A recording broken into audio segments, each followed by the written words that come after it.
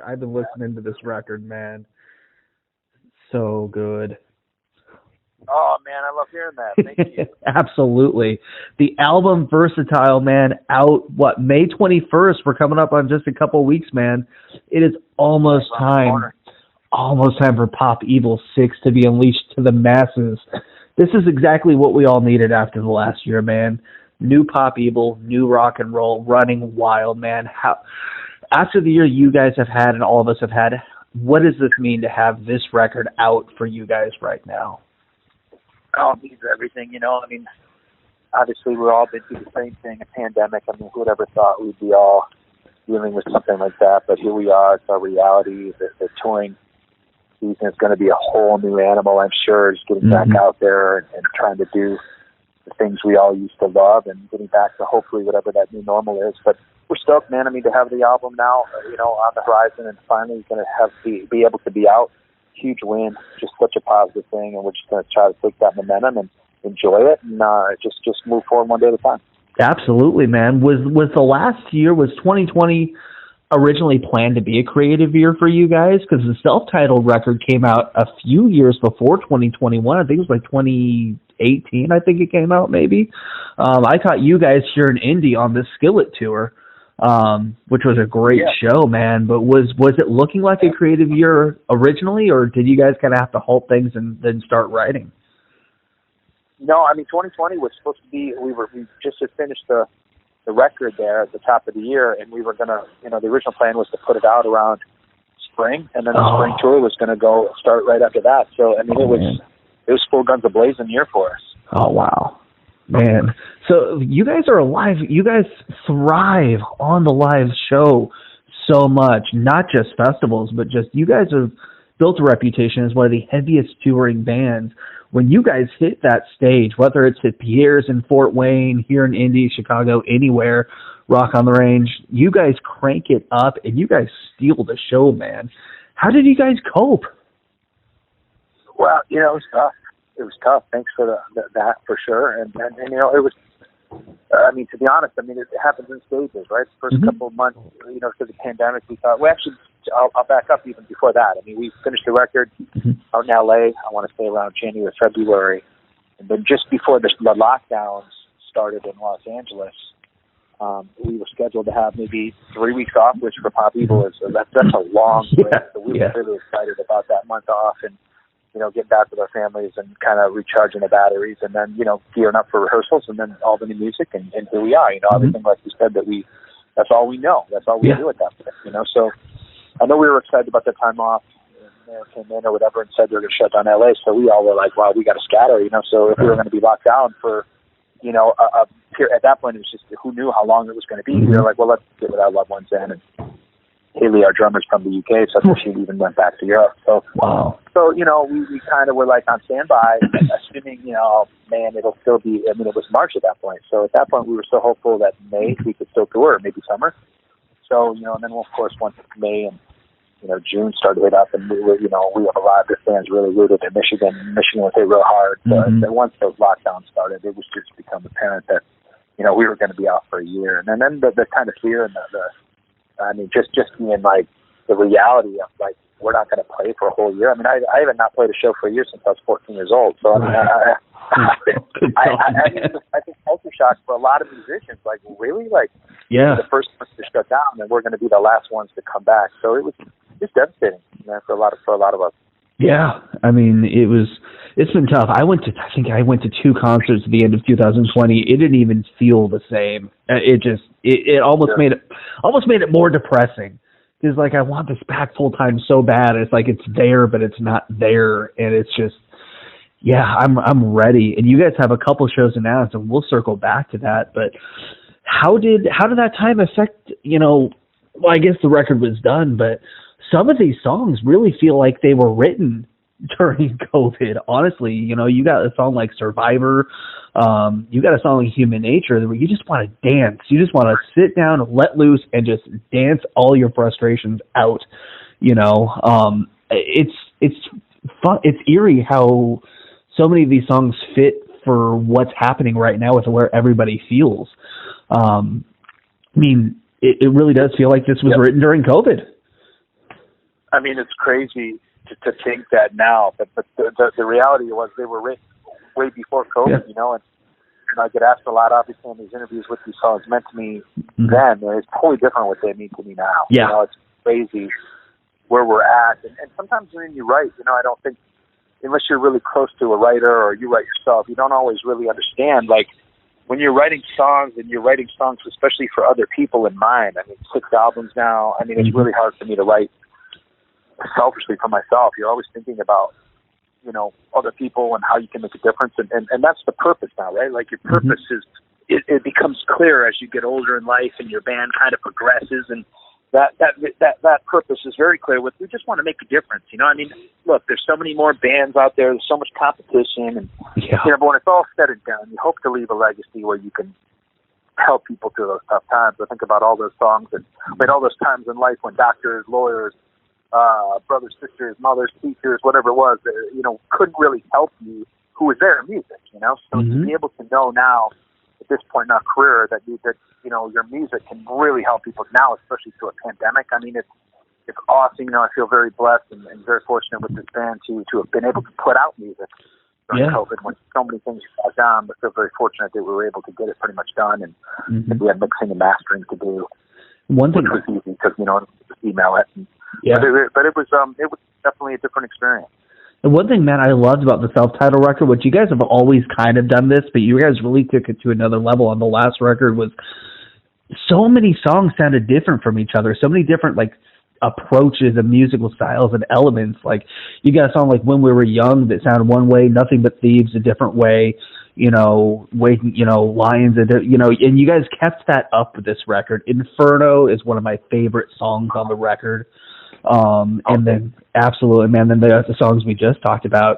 Was that something you guys really wanted to try and continue on with this record, with each song having its different identity? Because with a popular record, man, no two songs sound the same, but this record and the last one have really, really upped that quite a bit and taken it to another level, man. Yeah, you know, I mean, I appreciate you noticing that. I mean, we're the, again, I think you got to look even deeper than that. You know, certainly that's been our MO. You know, the yin and yang, the pop and evil vibe has always been that blend of metal and rock music. I mean, and even the alternative influence as well. You know, so it's I think it's a product of where we grew up. You know, the Midwest, Michigan. Yeah. That has a big role probably in. You know, I always use that reference to cereal. You know, it's like you think about. You know, I think my half my family's from Canada, so every time they come over, you know, we were growing up as kids, they'd be like, dang, how many dang cereals y'all got here? Yes. Yeah.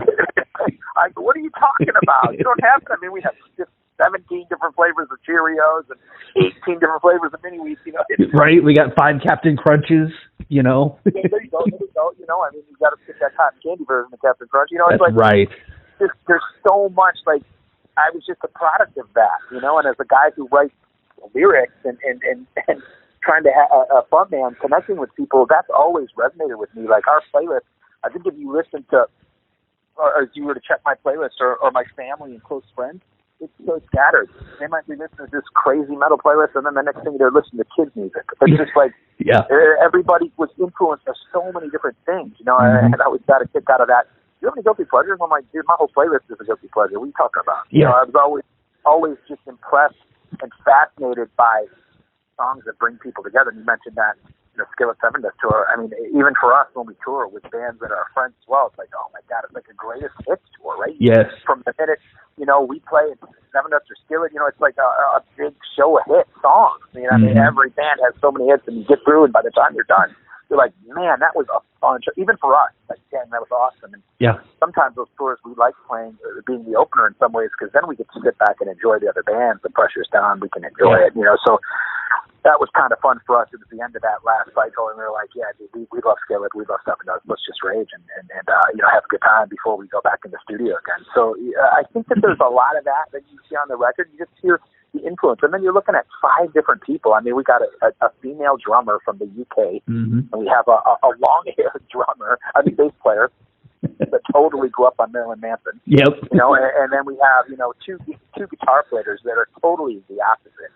You know what I mean? And totally different in age. So going up there studying, I mean, our lead guitar player was always influenced by Metallica and Guns N' Roses, and then my rhythm guitar player was always influenced by the Black Crowes. That was our number one. That was one of my number one bands growing up, with the Crowes. You know? Wow. It was just like Remedy. I remember when I first heard Remedy, it just blew me away. You know, I mean, like the Black Crowes, Eclectic Soul. Like we loved like those kind of bands that still could sing. I mean, look, don't get me wrong. We loved the bands that could rage, and the Metallicas and the Panteras and that metal influence. But we loved the vibe of those bands, those guys that could really sing, that had your vocals. You know, the Chris Cornell, the Scott Weiland. You know, obviously the Crowes in general, just the vibe they had. They just had that. The Black Crowes just oozed whatever we thought in our head about being in a rock band. Just the Black Crowes oozed it. You know, we're like, oh, we're going to be a band. That's what we. And of course, we get one. We're absolutely nothing like the Black Crowes, but you know, it was just those were the kind of bands we were listening to. And another thing that I think is a huge thing of influence on the way pop people is now and how we write is in Michigan, we got so many different shows. Michigan is boring as shit, dude. It's boring. Like there's nothing to do. I'm from Iowa, man. It's the same thing in Iowa where I'm from, man. It sucks. Same thing, right? Yeah. So you can relate then in the Midwest. It's like whenever we had a show, we were going. Yep. I mean, we had the hookups. We were the guys on the scene playing in bands, so we always knew people. So we got to go to every show free. And whenever someone was playing, I mean, I remember the story, dude. I actually meant to bring it to LJ when we did that Sevendust run. I go, dude, I've got a picture of you and I, LJ, when I was like, we were a baby band, pop people, just was starting out. And I remember they had played the Orbit Room, which was one of our big venues in Grand Rapids. And I remember sneaking into that place at the time because a couple of our buddies who used to work there were getting fights with the or whatever it was, but we had to sneak in the back doors, you know. And so, but we wanted to see Sevendust because we love Sevendust, and we had our little Pop Evil, which ended up being the Lipstick on the Mirror, the first record. But before it was EP, but it was 3 songs. So I had pressed up, and I had my own record label that I was doing by myself. You know, and we were running it through, and it was awesome. It was a 3-song EP that we literally, I think I sold like 20,000 of them out of my truck. Nice. That was the mentality in the early 2000s, right? You had to get your demo and sell it yourself. Yep. And then, you know, and McDonald's advertised, right? Like everyone, if I saw you and we came across each other, and I'd be like, oh, this guy's cool, man. Hey, I got a CD. You want to check it? You'd be like, yeah, dude, I'm down. And we'd give it. We'd throw the house parties just like in the movies with the Pop Evil house. And, you know, the cops would even, the people would call the cops. The cops would show up, and they would just sit there and have a drink with us. I mean, I tell you, the Crossfade story is one of the ultimate dopest stories about being a rock band of all time. I mean, when they came into town, and it's such a cool story. So it's a long story. So I'll tell you that maybe later or another time. But this was, I remember Sevendust come through, and I remember, you know, waiting after, and we hooked it up. And of course, Sevendust was young as well, so they were always down to hang at that moment in their careers. And we were sitting at the bar, and I remember talking to LJ, and I'm like, look, man, we're gonna be something someday, man. I want to give you this record. And he was the kindest, to this day, one of the nicest people ever. And he was like, I'm down. I want to do it. And I remember talking to Al. I go, dude, I still got that picture, man. I got to get you a copy. You at least got to sign that for the fan, you know, because, you know, my fans are all big fans of these bands too. And I don't really care for me, but it's part of the history, and the families all like it, you know. So I was like, I got to send it. He goes, dude, I got to see that. I remember that, LJ saying, you know. And I remember years later, you know, we break on the scene in 2007 with a song called Hero, blowing up the charts. I do this festival. I don't remember exactly where, but I remember eating lunch that day by myself. Big festival, and, you know, I don't know if you know anything about festivals. Festivals. It's like your first day at school, right? It's like the cafeteria, long benches with chairs, and everybody kind of sits in their section, right? That band's in that area. You just call it so stereotypical, you know. And I was by myself. You know, I'm a typical lead singer, so I was coming in. I eat differently at different times because I don't want my stomach to get upset. So I think I just the regular eat, you know, with my band because they all eat normal times, you know. And I got up late or something. This was again, it was 2007. So, but I remember being by myself, and here comes LJ, and he's like, Leigh. I'm like, what? I'm like, do you remember? He goes, can I sit by you?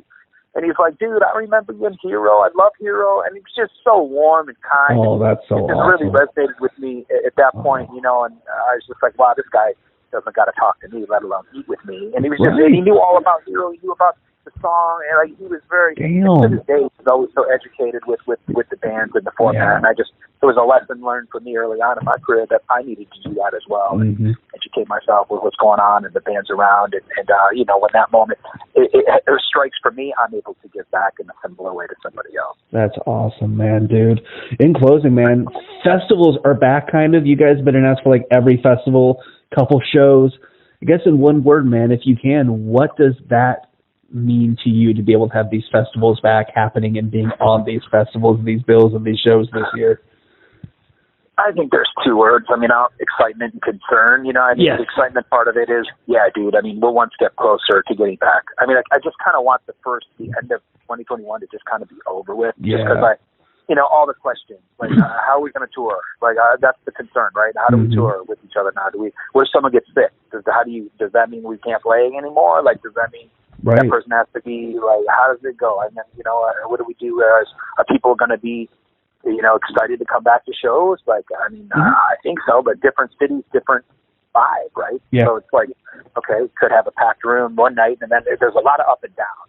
I kind of want those months to kind of just be over with, so we can get to the place where we're closer to being normal again. And you know, there's nothing worse than being at a show and you can't high five, or you can't, you know, I mean, a lot of times I'm stepping out in the crowd, walking on hands. So I'm going to do that. You know, I want to be me. I don't want to overthink that. You know, I can't be there. I can't do a meet and greet, give someone a hug. That, you know, like you said, you just said really warm things at the beginning of this conversation. How much, you know, you're affected by the music, how much you like it. I mean, that's awesome stuff. You know, we hope that fans are going to feel the same way. I mean, you mentioned the live show too. That was a big part of it. This record was to make sure that the live energy was harnessed differently than before. And I think what you might think is unique is we use different producers. So whenever the demo was created, that's what we brought the rest of the band instead of Cam. We didn't want one producer that we were going to have to be in a studio and have to recreate something we already loved. That's so daunting. That's just not fun. Everything that was fun about the recording process is where we tried to live. And I think you see that, like a lot of these, like whenever you record something for the first time, there's an excitement that is unmatchable. It's just, you can't match it. It's just and what you're hearing on songs like Breathe Again, Work, like all the hits that on this song are a lot of first takes. Wow. I didn't overdo it. I was like, when we felt it, especially in the choruses, I mean, I probably wrote the verses like more up until the fourth quarter, so to speak, just to make sure I could try things and decide what we want to do. But the choruses is where it started. And once that energy was there, I did not want to match it. And you really hear the difference, you know, on my vocal on this album and just the confidence and the swag, because I was having fun. And a lot of times I think back on previous albums, like, you have to re-record some of this stuff when you already are excited, but that excitement's not there. Like, I'm already written a whole album worth of new material for this 2020. I'm not. This is an old album for me. You know what I mean? So it kind of comes back, and you know, obviously I've had more time. So, and probably all the stuff I wrote this year, I'm probably not going to use any of it, because once I get back in the studio with the team and the band, it's like, hey, let's just start fresh. You know what I mean? So, again, you're always writing. I'm always writing for me first, and try to, as a musician, I write like I did when I was a kid. I write to heal. I write to express myself and to let those feelings out rather than caging them in. And sometimes those songs come out and I feel like they could be pop people ready, and sometimes maybe they're not. They're just for me. You know, Torn to Pieces was one of our biggest hits, and it started off as a song for me and my dad passed.